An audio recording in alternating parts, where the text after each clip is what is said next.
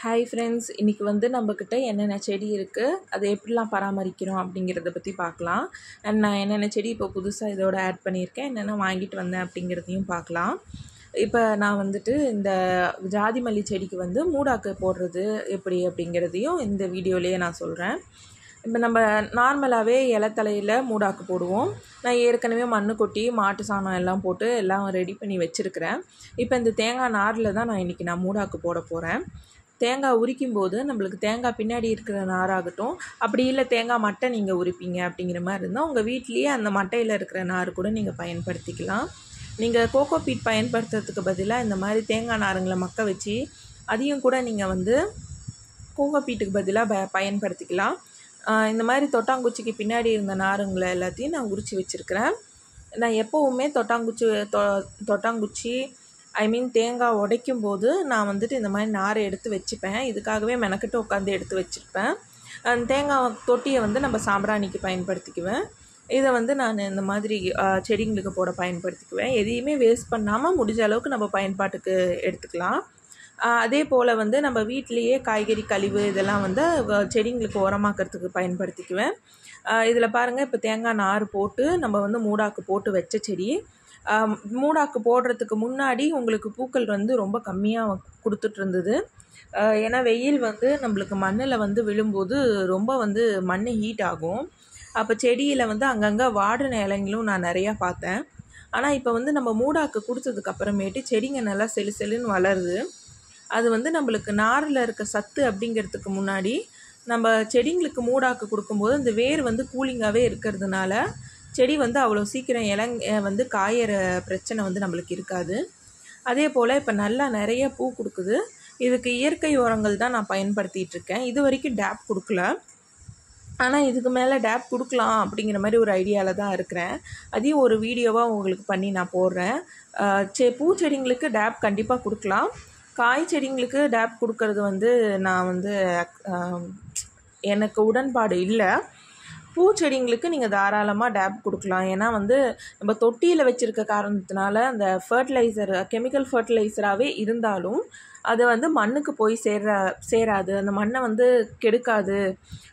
அந்த தொட்டிக்குள்ளார இருக்கிற மண்ணுக்கு மட்டும்தான் அது வந்து ஒரு பாதிப்பாக இருக்கும். அப்படிங்கிறதுனால நான் வந்து டேப் பயன்பாட்டுக்கு ஓகேன்னு தான் சொல்லுவேன்.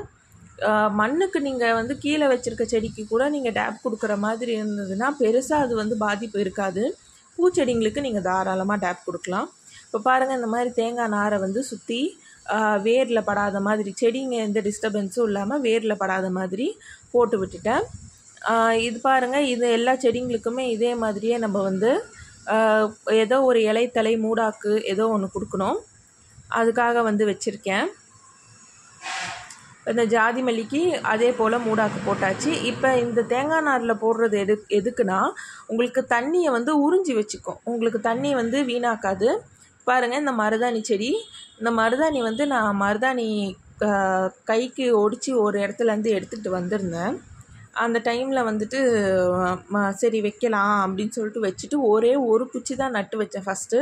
இப்போ நீங்கள் பார்க்குறது அந்த குச்சி தான். அது ஒன்று மட்டும் தழைஞ்சி நல்லா அழகாக வளர்ந்துருச்சு. அதுக்கப்புறமேட்டு சரி மருதாணி செடி வைக்கலாம், இது ஒன்று மட்டும் வளர்ந்துருக்கு, இது கூடயே இன்னும் கொஞ்சம் வைக்கலாம் அப்படின்னு சொல்லி பார்த்துக்கிட்டு இருந்தேன். எதிர்த்த வீட்டில் மாடு வந்து மருதாணி கிளைய ஒடிச்சு போட்டிருந்தது. சரிங்க, நான் இதை எடுத்துக்கிறேன்னு கேட்டேன். அவங்களும் எடுத்துக்கோங்கன்னு சொன்னாங்க. சரின்னு சொல்லி எடுத்துகிட்டு வந்து ஒரு தொட்டியில் வச்சது தான். அது இப்போ தளைஞ்சு வந்துட்டுருக்குது. இந்த மல்லிகைப்பூ செடியை வந்து இங்கேருந்து வேறு இடம் மாற்றி வைக்கணும். இப்போ இது நல்லாவே வளர்ந்துருச்சு, சூப்பராக வளர்ந்துருக்குது. இது இப்போ ஒரு 6 மாதத்து செடி தான், ஆனால் பார்க்கவே ஒரு வருஷ செடி மாதிரி இருக்குது. இப்போ புதுசாக நான் வந்து நர்சரியிலேருந்து ஜாதி மல்லி வாங்கிட்டு வந்து வச்சுருந்தேன். ஆனால் ஜாதி மல்லி வந்து அவ்வளோ அழகாக ஒன்றும் வளரல. மேலே தளைஞ்சி வந்தது. அதை மட்டும் கிள்ளி விட்டோம்னா கீழேருந்து தளைஞ்சி வரும். இது வந்து 7 days ரோஸுங்க. 7 days ரோஸும் இப்போ தான் வாங்கிட்டு வந்து வச்சேன். இலை எல்லாம் கொட்டிட்டு இப்போ புது தளிர்கள் வந்துட்டுருக்கு. எல்லாத்துக்குமே நம்ம வந்து செம்மண் தான் பயன்படுத்துகிறோம். இது பாருங்கள், சாமந்தி செடி. 2 கலர் சாமந்தி வாங்கிட்டு வந்தேன். மஞ்சள் இருந்தது, கொஞ்சம் வாடின மாதிரி இருந்ததுன்னு வாங்கலை. இந்த வயலட் கலர் ரொம்பவே அழகாக இருந்தது. அண்ட் இந்த வெள்ளை கலர் வந்து வாங்கும்போதே ஒரு மாதிரி வாடின மாதிரி தான் இருந்தது. அவர் கட் பண்ணி நீங்கள் அதுலேயே சொருவி வைக்க சொன்னார். இப்போ அந்த மாதிரி கட் பண்ணி அந்த ஜாடியிலே சொருவி வைக்கிற மாதிரி ஐடியாவில் தான் இருக்கேன். பார்க்கலாம் அது தளைஞ்சு வருதான்னு அடுத்த வீடியோவில் உங்களுக்கு அப்டேட் கொடுக்குறேன். எவ்வளோ ஒரு அழகாக இருக்குது பாருங்கள். அது வெயில் டைமில் பார்க்குறதுக்கு அவ்வளோ ஒரு அழகாக இருக்குது. நம்மக்கிட்ட சின்ன இடம் தான் இருக்குது அப்படிங்கிறதுனால நம்ம வந்து இருக்கிறதுக்குள்ளார நம்ம வந்து என்னென்ன செடி வைக்க முடியுமோ அதை மட்டும் வச்சுக்கிறோம். நம்ம வாடகை வீட்டில் இருக்கிறதுனால நம்மளால் வந்துட்டு இது பண்ண முடியல. எனக்கும் ஒரு ஆசை இருக்குது, ஒரு நிலம் வாங்கி அதில் நிறைய இந்த மாதிரி பயிர் பண்ணணும், காய்கறிகளும் போடணுன்னு. இது பாருங்கள், கருவேப்பிலை மறந்துட்டேன், சாரி. கருவேப்பிலை வாங்கிட்டு வந்திருந்தேன் நர்சரியிலேருந்து. இதை வந்து ஒரு 20 லிட்டர் தண்ணி கேன் அந்த மாதிரி வச்சிடலாம், இல்லை ஒரு க்ரோ பேக்கில் கூட வைக்கலாம் அப்படின்னு சொல்லி ஆசையாக வாங்கிட்டு வந்தேன். வீட்டுக்கு தேவையான கருவேப்பிலை மட்டுமாவது நம்ம பயிர் பண்ணிக்கலாமே அப்படின்னு சொல்லிட்டு இது வந்து நித்தியமல்லிங்கிறது வந்து வருஷம் பூரா பூக்கிற செடி. இன்னொன்று பார்த்தீங்களே அது வந்து ஜாதி மல்லி, அது முத்து மல்லின்னு சொல்லுவாங்க. அந்த முத்து மல்லி வந்துட்டு எப்பயாவது ஒரு தடவை 9 மாதத்துக்கு தான் பூக்கும். இது வந்து 12 மாதத்துக்குமே பூக்கக்கூடிய ஒரு செடி. இதுவும் வாங்கிட்டு வந்து இப்போ வந்து ஒரு அடி நீளத்துக்கு வந்து நம்மளுக்கு மேலே வளர்ந்து வருது. அதே போல் இந்த இடத்துல வச்சு இப்படி அந்த வளைவாக எடுத்துகிட்டு போயிடலாம் அந்த கொடியை அப்படிங்கிற மாதிரி ஐடியாவில் இருக்கேன். அண்டு இப்போ பார்க்குறது வந்து வெல்வெட் ரோஸ். ஏன் இதை நான் வெல்வெட் ரோஸ்ன்னு சொல்கிறேன்னா, ரொம்ப அழகாக இருக்குங்க. இது ரோஸ் பார்க்கவே அவ்வளோ அழகாக இருக்கும். இதை வந்து பாட்டிங் மாற்றி வைக்கவே இல்லை, வாங்கினதுலேருந்து அப்படியே வச்சுருக்கேன். அதில் கொஞ்சம் உரம் எல்லாம் ஆட் பண்ணிவிட்டு, கொஞ்சம் காய்கறி கழிவு எல்லாம் ஆட் பண்ணிவிட்டு தான் வந்து நம்ம வந்து இது பண்ணோம். இந்த மாதிரி மஞ்சளாக வந்து இலைங்க காஞ்சி அதிலே உதிர ஆரம்பிச்சிருச்சு. அதுக்குள்ளே ரீபாட் பண்ணிடணும்னு நினச்சேன், அதுக்கான டைம் கிடைக்கல. ரெண்டாவது மண் நம்மளுக்கு பற்றாக்குறையாக இருந்தது. எல்லாமே செம்மண்ணில் தான் நான் நடவு செய்கிறேன்னா, அதனால் மண் இல்லாததுனால மண் எடுத்துகிட்டு வந்துட்டு தான் செய்யணுங்கிறதுனால வச்சுருக்கேன். அது ரோஸ் பாருங்கள், இந்தாண்ட எல்லா இடமுமே வந்துட்டு ரொம்ப இதாக இருக்குது. அது ரோஸ் பார்த்திங்கன்னா அவ்வளோ அழகாக இருக்குங்க. ஒரு வெல்வெட் ரோஸ் மாதிரி இருக்கும். வீடியோவில் எந்த அளவுக்கு தெரியுதுன்னு சொல்லி தெரியல. அதை கட் பண்ணி எல்லாம் எடுக்கணும். ரெண்டாவது இது கவாத்து பண்ணி விடணும், ரீபாட்டிங்கும் பண்ணணும். அந்த ரோஸ் வந்து அவ்வளோ ஒரு அழகுங்க. ஒரு velvet colour, maroon colour velvet cloth மாதிரி அவ்வளோ ஒரு அழகாக இருந்தது அந்த ரோஸு. பார்த்தோன்னே வாங்கிட்டேன். ஆசையாக வாங்கி தலையில் வச்சா தலையில் இருக்கிறதே தெரிய மாட்டேங்குது. பிளாக் அண்ட் ரெட் கலந்த மாதிரி ஒன்று மெரூன் கலரில் இருக்கிறதுனால உத்து பார்த்தா தான் தெரியுது. அண்ட் இப்போ இது வந்து மல்லிச்செடி, 2 மல்லிச்செடி வந்து நான் கலந்து வச்சுருக்கிறேன். சாதா மல்லியும் நம்ம வந்து சாதா குண்டு மல்லியும் அதே போலவே வந்துட்டு அடுக்கு மல்லியும் 2மே அதில் கலந்து வச்சுருக்கிறேன். இப்போ தான் புதுசாக சின்னதாக வந்து துளிர் விட ஆரம்பிக்குது. ஒரு இடம் மட்டும் காஞ்சி போயிருந்தது, மீதி காயில் அப்படியே அது பிடிச்சி துளிர் விட ஆரம்பிச்சிருச்சு. பாருங்கள், மொட்டு கூட வச்சுருக்குது. நான் வாங்கும்போது மொட்டு இல்லை. இதையும் வந்து கவாத்து பண்ணி விட்டுருந்தேன். எல்லாத்துக்குமே மாட்டு சாணம் தான் எருவாக போட்டிருக்கேன். காய்ஞ்ச மாட்டு சாணம் தான் போடணும், ஈரமான மாட்டு சாணம் போடக்கூடாது.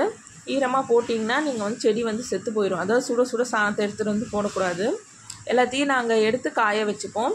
இது பாருங்கள், வில்வச்செடி அம்மாவுக்கு உடம்பு சரியில்லாமல் இருந்தப்போ சரி இதை வந்து கஷாயமாக வச்சு குடிக்கலாம் அப்படின்னு சொல்லிட்டு இது வந்து அந்த ஒரு வீடியோவை நான் உங்களுக்கு அப்லோட் பண்ணுறேன்.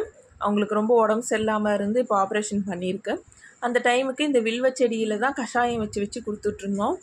அதுக்காக வாங்கின வில்வச்செடி. இது வந்து காசி வில்வம்னு சொல்லுவாங்க. இதோட இலைகளே பாருங்கள் எவ்வளோ பெருசு இருக்குது பாருங்கள். கிட்டத்தட்ட ஒரு கை அகலமே ஒரு இலை வருது. இது காயே வந்து கிட்டத்தட்ட 1 கிலோவுக்கு வரும் வில்வக்காய் அப்படின்னு சொன்னாங்க. இதை வந்து கோயிலில் வச்சிடலாம் அப்படிங்கிற மாதிரி ஒரு ஐடியாவில் தான் இருக்கிறோம். இப்போ வந்து இந்த மல்லிப்பூ, இந்த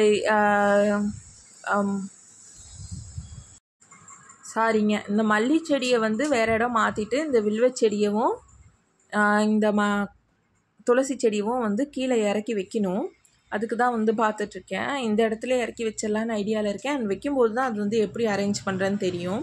சாணத்தை இந்த மாதிரி எடுத்துகிட்டு வந்து சட்டியில் போட்டு இந்த மாதிரி வந்து வெயிலில் காய வச்சு அதை நல்லா பொலன்னு உதுத்து அது செடிங்களுக்கு கொடுத்துருவோம். இது பூச்சி வச்சிருச்சு. இது மேலே மண் போட்டு வைப்போம். எப்போவுமே வந்துட்டு நான் என்ன பண்ணுவேன், உரம் தயாரிக்கிற மாதிரி இருந்ததுன்னா இந்த மாதிரி ஒரு க்ரோ பேக்கில் கீழேயே மண் போட்டு வச்சுருவேன். அந்த கலவையிலேயே வந்துட்டு நான் செடியும் வச்சுருவேன். அந்த மாதிரி அடியில் வந்து மண் போட்டு அதுக்கு மேலே காய்கறி தோல்லாம் அம்மா போட்டு போயிருக்கிறாங்க. இதுக்கு மேலே தான் வந்துட்டு அது மேலே வந்து நான் மண் போட்டு மூடணும். இது பாருங்கள், நம்மளுக்கு கீழேருந்து ஒரு கட்டை கிடச்சிது. அந்த கட்டை முருங்கை செடியை வந்து நம்ம எடுத்துகிட்டு வந்து வச்சுருக்குறோம். எதிர்த்த வீட்டில் வெட்டி போட்டிருந்தாங்க. அது எத்தனை நாள் ஆச்சுன்னு தெரியல. ஆனால் நாங்கள் கண்ணில் பார்க்கும்போது நல்லா பச்சை பசேல்னு இருந்தது. சரின்னு சொல்லி எடுத்துகிட்டு வச்சு இதுக்குமே செம்மண் தான் போட்டு வச்சுருக்குறோம். மேலே வந்து சாணத்தை போட்டு நம்ம ஃபுல்லாக எல்லாம் மூடி விட்டுட்டோம். இதை மூடி விட்டதுனால வந்துட்டு காயாமல் நம்மளுக்கு நல்லா தளைஞ்சி வரும். இப்போ தான் ஒரு 2-3 நாள் ஆகுது. இது பாருங்கள், இன்னொரு க்ரோ பேக்கில் நம்ம கீரை போடுறதுக்காக மண் போட்டு உரம் போட்டு இப்போ இதை ரெடி பண்ணி வச்சுருக்குறோம். மண் இப்போ காஞ்சி பொல பொலன்னு ஆகிட்டுருக்கு. இதில் வந்து இன்னும் கொஞ்சம் வந்து உரக்கலவை மிக்ஸ் பண்ணி அதில் மண் போட்டு மூடி தான் நம்ம வைக்கணும். இதுதாங்க என்னோடய சின்ன கார்டன். இதுக்கு மேலே அப்டேட் பண்ணும்போது உங்களுக்கு நான் வந்து வீடியோவாக எடுத்து நான் உங்களுக்கு கண்டிப்பாக இதை காட்டுறேன். அடுத்தடுத்து வீடியோக்கள் வந்து பார்க்குறதுக்கு இந்த சேனல் சப்ஸ்கிரைப் பண்ணிக்கோங்க. நன்றிங்க. வணக்கம்.